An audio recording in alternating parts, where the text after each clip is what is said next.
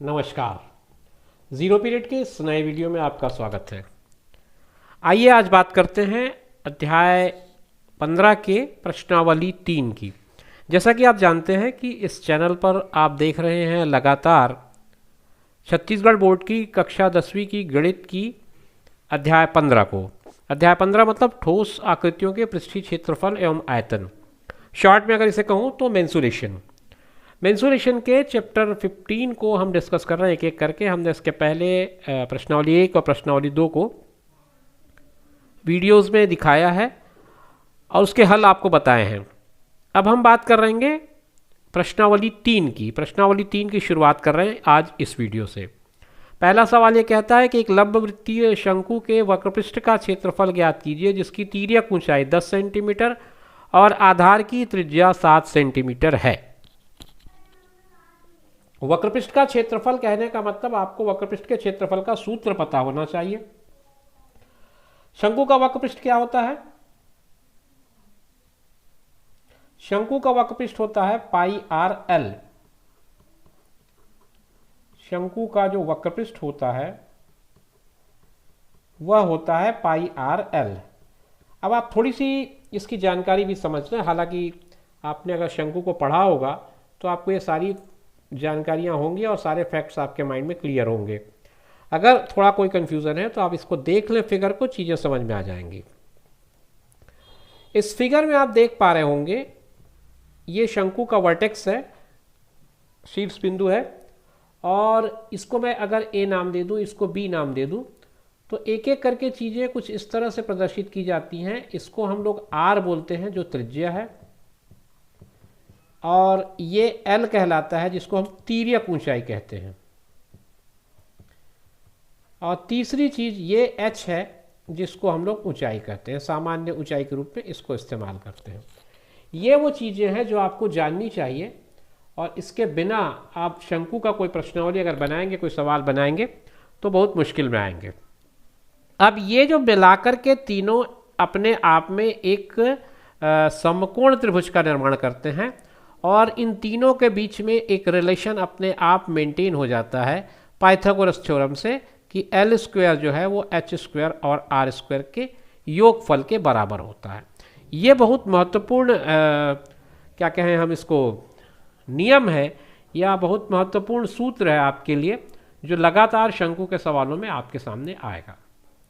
जैसा कि यहाँ पर इस सवाल में आप देखेंगे आपको वक्रपृष्ठ निकालना है। वक्रपृष्ठ के लिए सूत्र आपके पास पाई आर एल है।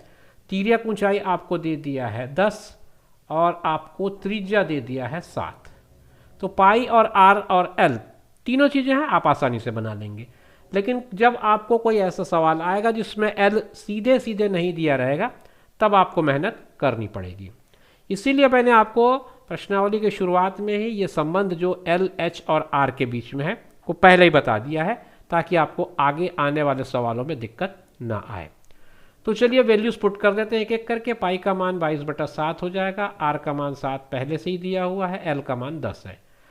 7 और 7 आपस में कैंसिल हो जाते हैं, आपके पास बचता है 22 × 10 यानी कि 220 सेंटीमीटर में थे सब, तो सेंटीमीटर वर्ग। आपके सवाल का उत्तर आ गया, वक्रपृष्ठ का क्षेत्रफल 220 सेंटीमीटर स्क्वायर होगा। प्रश्न क्रमांक 2 देखिए, किसी शंकु के वक्रपृष्ठ का क्षेत्रफल 77 पाई वर्ग सेंटीमीटर है। उसका आधार का व्यास 14 सेंटीमीटर है। शंकु की ऊंचाई ज्ञात करनी है। जब वक्रपृष्ठ का क्षेत्रफल आपको दिया हुआ है तो आप इसी सूत्र के आधार पर सवाल को आगे बढ़ाएं। वक्रपृष्ठ का जो फार्मूला है वो है पाई आर एल। अब आपको वक्रपृष्ठ दे दिया है 77 पाई, पाई की जगह पाई रखें। आर आपको दिया है क्या? नहीं दिया है, मगर व्यास दिया है। डी अगर 14 सेंटीमीटर है तो आर उसका आधा होगा, यानी कि 7 सेंटीमीटर होगा। तो आर की वैल्यू मैं यहाँ 7 रख सकता हूँ। एल मुझे नहीं पता है। इसकी मदद से, इस सूत्र की मदद से हम एल को निकाल लेते हैं। कैसे निकालेंगे? केवल पक्षांतर करना पड़ेगा। 77 पाई बटा 7 पाई बराबर एल। पाई से पाई कटा, 7 से 77 कटा, 11 बार एल का मान आया 11 सेंटीमीटर। ये एल का मान है। आपको लेकिन एल का मान नहीं पूछा है सवाल में, आपसे जो पूछ रहा है वो ऊंचाई है। तो अब मुझे ऊंचाई निकालने के लिए क्या करना होगा ये समझना पड़ेगा। इसके लिए मैंने आपको पिछले सवाल में, हालांकि सवाल में उपयोग नहीं हुआ था, मगर वो संबंध बताया था कि एल स्क्वायर और एच स्क्वायर तथा आर स्क्वायर के बीच में ये संबंध कायम होता है। अब मुझे चूंकि एल का मान पता है तो एल का मान रख दूं मैं, एच का मान मुझे नहीं पता निकालना है, आर का मान मुझे पता है वो मैं रख दूं। तो इस तरह से इस संबंध के आधार पर मैं आसानी से एच का मान निकाल लूँगा। 11 का वर्ग 121 होता है, एच का वर्ग एच वर्ग ही रहने दे, 7 का वर्ग 49 होगा। 121 ऋण 49 करूँगा तो मुझे एच वर्ग की वैल्यू मिल जाएगी, और 11 में 9 तो 2 बचा, और फिर 11 में 4 तो 7 बचा। मेरे हिसाब से ये 72 आ रहा है। 72 को मैं अगर स्क्वायर रूट के फॉर्म में लिखूं तो ये कुछ इस तरह से हो जाएगा, 6 गुणित 6 36, 36 दूनी 72, यानी कि 6 वर्गमूल 2 सेंटीमीटर आपके सवाल का जवाब होना चाहिए।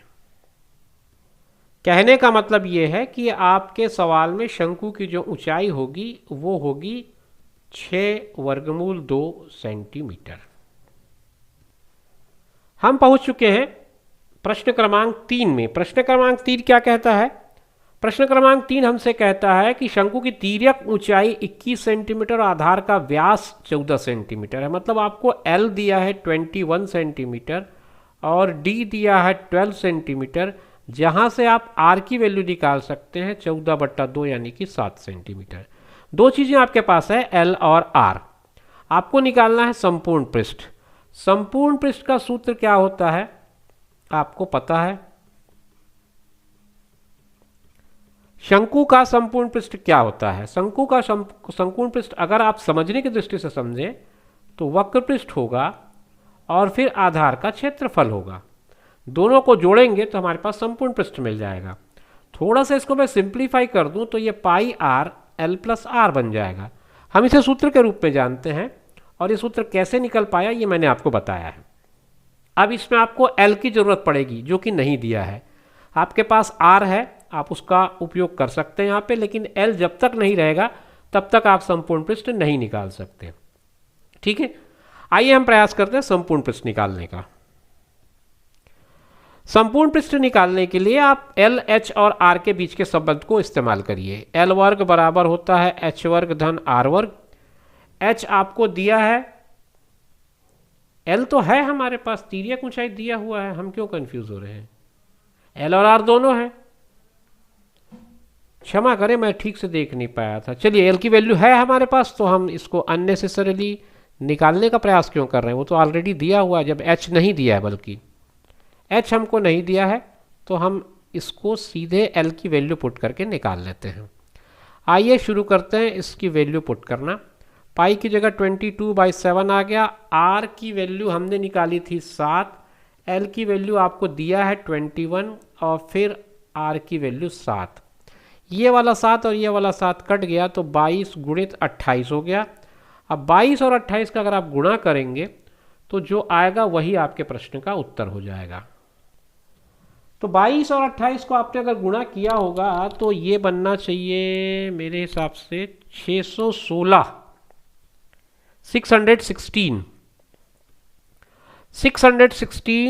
सेंटीमीटर स्क्वायर ये संपूर्ण पृष्ठ का मान होगा और यही आपके सवाल का जवाब होगा। आप आंसर के कॉलम में जा करके लगाइए आंसर बराबर 616 सेंटीमीटर स्क्वायर। ये संपूर्ण पृष्ठ का क्षेत्रफल है, इसलिए इसकी इकाई वर्ग में आएगी।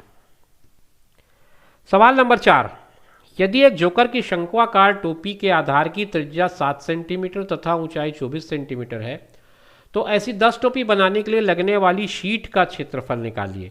शंक्वाकार टोपी कहने का मतलब आपको एक शंकु के बारे में बात कर रहा है वो, और इसका जो त्रिज्या है ये आर आपको दिया है 7 सेंटीमीटर और ऊंचाई एच आपको दिया है 24 सेंटीमीटर। ये वैल्यू है आपके पास और ये वैल्यू है आपके पास, दो वैल्यू है आपके पास। एल नहीं है, ध्यान रखें। आपको निकालना है वक्र पृष्ठ। जोकर की जो टोपी है वो शंक्वाकार है, इसलिए शंकु का वक्र पृष्ठ आपको निकालना पड़ेगा। तो शंकु का वक्रपृष्ठ का जो सूत्र है वो आपने पहले भी कुछ सवालों में निकाला है, तो आपके लिए नया नहीं है ये। शंकु का वक्रपृष्ठ होगा पाई आर एल। यहाँ पर आपके पास एल की वैल्यू नहीं है, तो पहले आप एल की वैल्यू निकालिएगा। एल की वैल्यू निकालने के लिए L square is equal to H square plus R square वाले संबंध को इस्तेमाल करिए। अब एच की वैल्यू कितनी है, 24 है, आप रख दीजिए 24। आर की वैल्यू 7 है, 7 रख दीजिए। 24 की और 7 की स्क्वायर करेंगे आप, और जो आएगा उसको रखेंगे आप। तो 24 का स्क्वायर कितना हो जाएगा, 4 चौक 16 हुआ, 4 दूनी 8 2 3 16 1 17, 576 और 7 का 49, दोनों को मैंने जोड़ा तो आया 625। तो L की वैल्यू आएगी वर्गमूल 625, यानी कि L का मान आ गया 25 सेंटीमीटर। ये L का मान आ गया।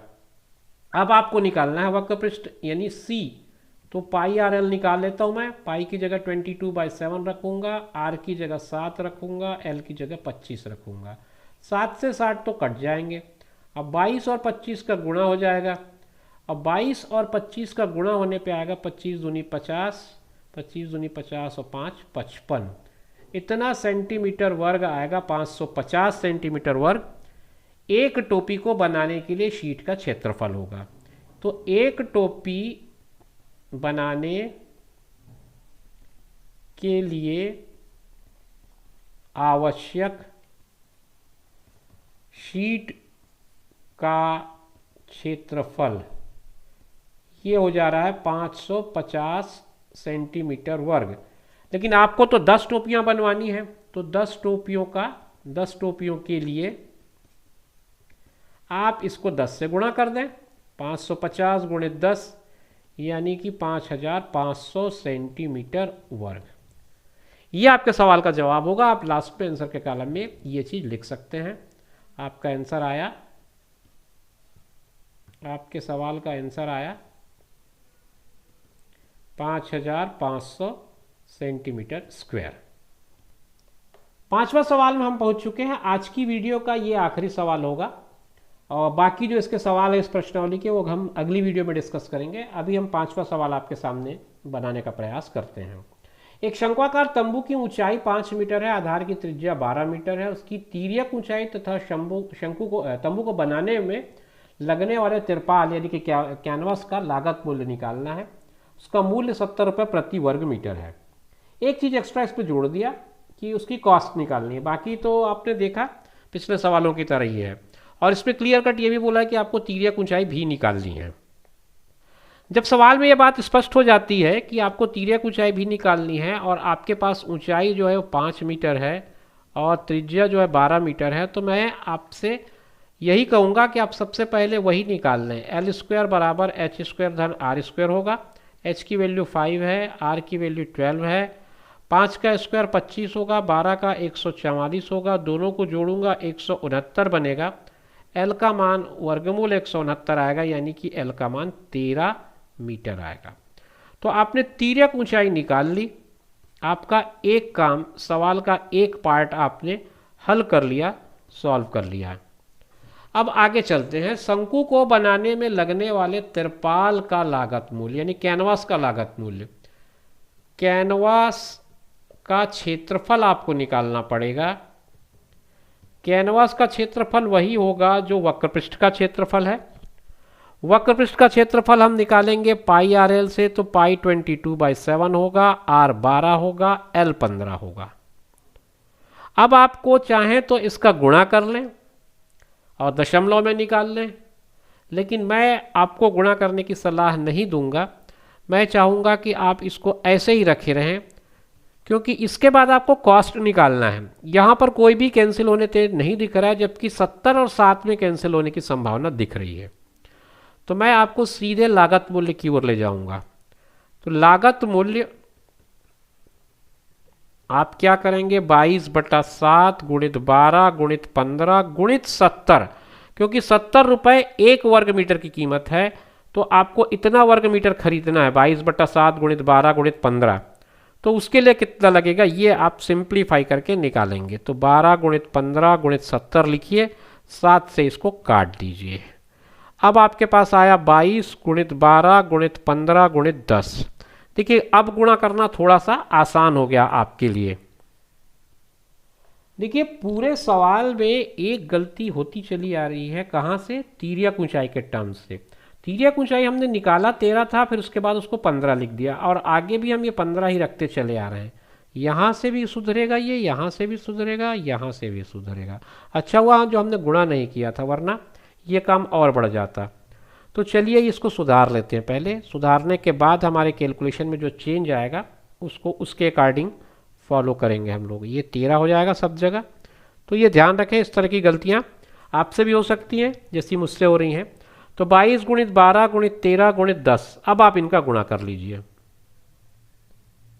पूरा गुणा करने के बाद ये आ रहा है 34,320, और ये रुपए है इसलिए यहाँ पे सामने रुपए लगा दें, और आखिर में आप अपना उत्तर लिख दें। आपने दो चीज़ों को पूछा था, हमने दोनों चीज़ें निकाल दी। आंसर तिर्यक ऊंचाई